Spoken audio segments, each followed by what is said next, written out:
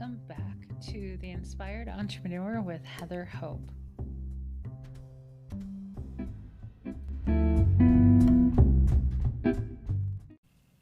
Hey, this is Heather Hope. Welcome back to the podcast. I am going to just jump right into what we're going to talk about today. I'm kind of like over my intro. What do you think? I like changing things up a lot. It's one of those things where if you follow astrology, let me know. I think it's just fun. I find it so incredibly true, accurate. You know how I feel about that. But I'm a Taurus, and one of our traits supposedly is that we're stubborn and that we don't like change, like at all. And maybe I used to be that way, but I'm not at all. Once I found out that we love expansion, that that it's good, like it's good expansion, change, more is good. I have been on this thing where I love change. I love things changing. I love, doing something different every so often. I don't like the same thing all the time. I don't like monotony.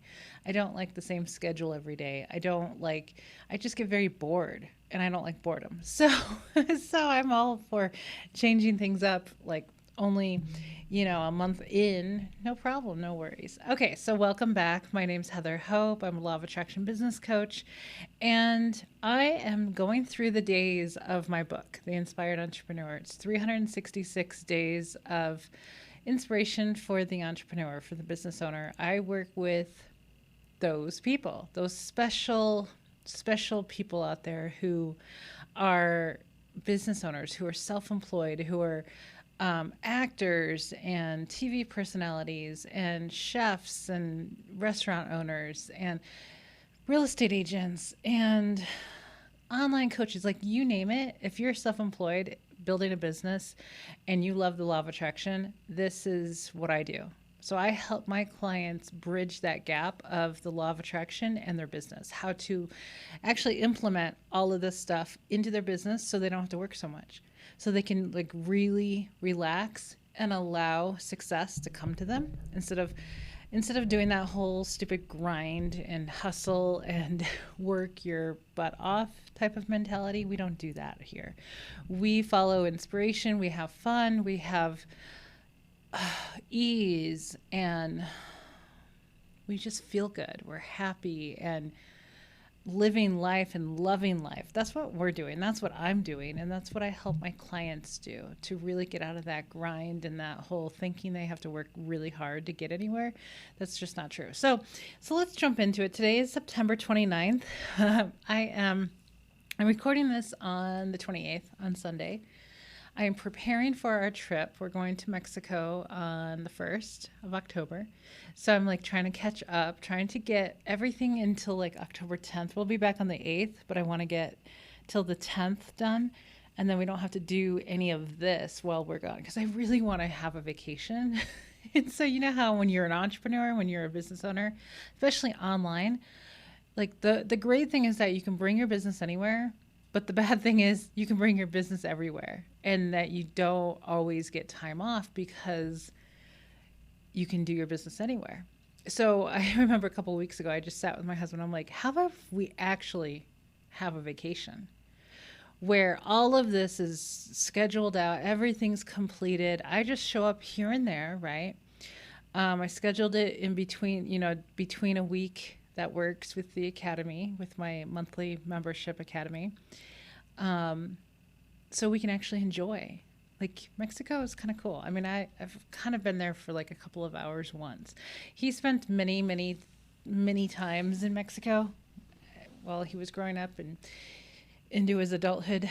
So this is going to be an experience. But I'm just excited for all the food and all of the just really cheap way to live. Anyway, I'm excited. So anyway, let's jump into it. September 29th. This is so short, but so good. This is really short. Okay, so here's our thing for today. And today's what? No, is today Monday for you guys? Wait, what is today? Oh, the 29th, Tuesday. Gotcha. Happy Tuesday. All your thoughts turn to something. Okay, this is vital. This is vital. Everything that is said every day is pretty vital, right? It's so good. Okay, all your thoughts turn to something. So, Abraham Hicks tells us that at the 17-second mark, momentum starts to build on whatever we're thinking about. Thinking, talking, whatever, feeling. 17 seconds.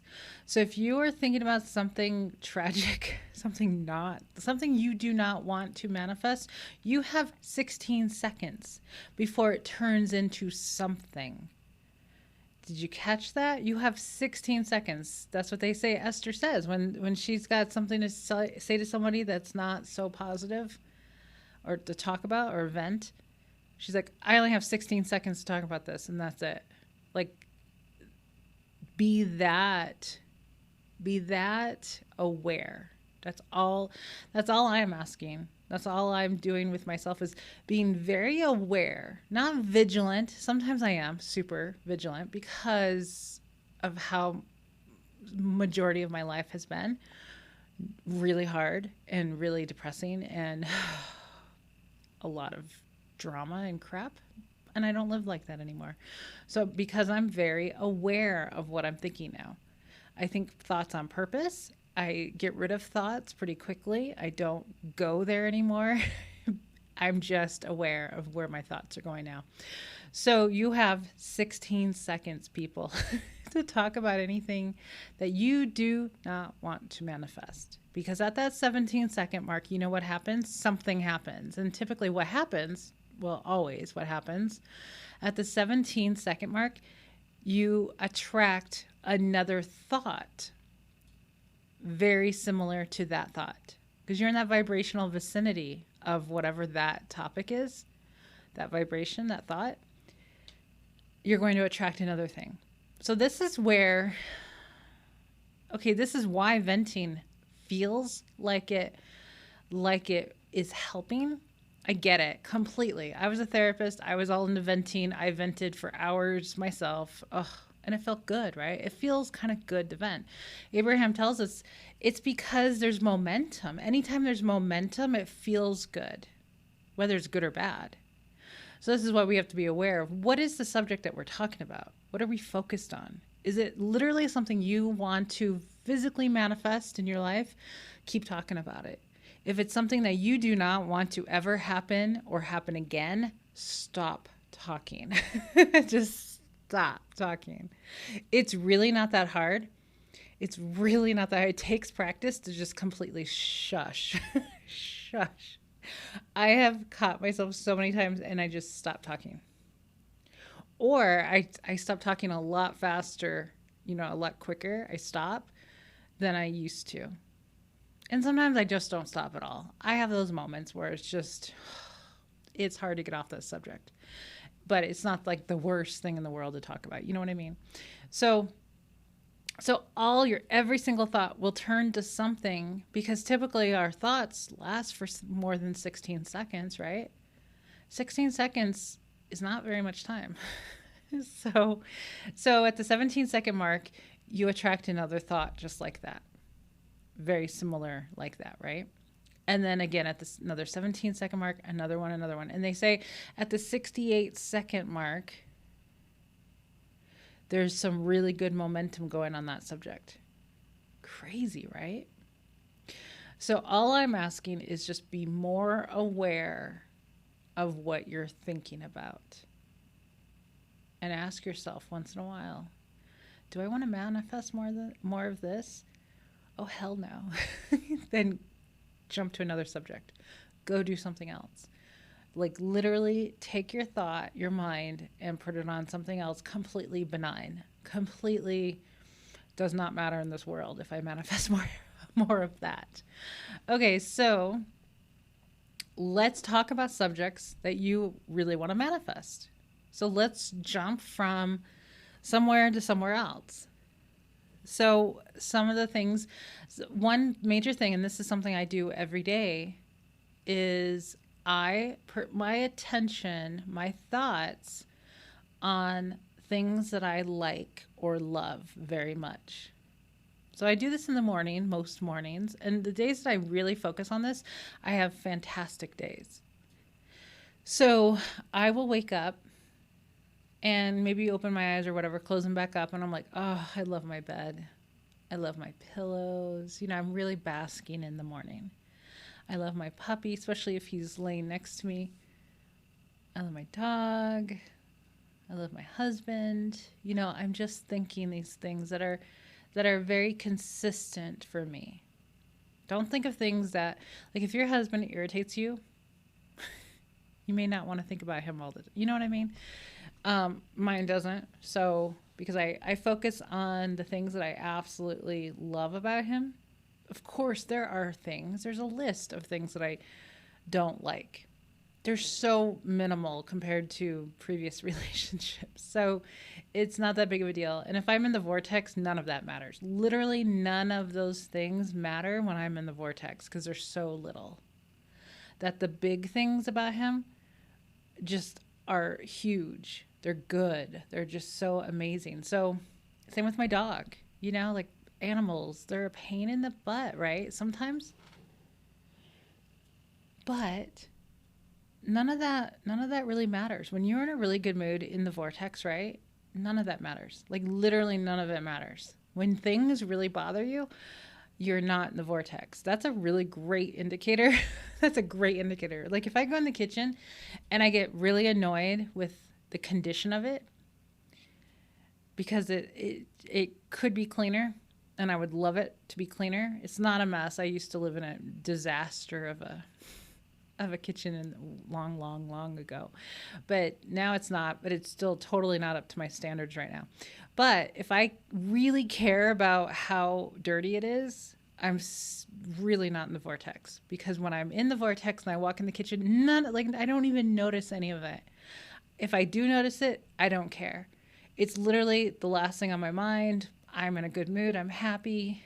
And I love that. I love not caring about the little things. When they say don't sweat the small stuff, it's literally get into the vortex. You won't care about the small stuff. You don't care. You're just floating on your cloud or floating in your bubble of happiness. And it's amazing.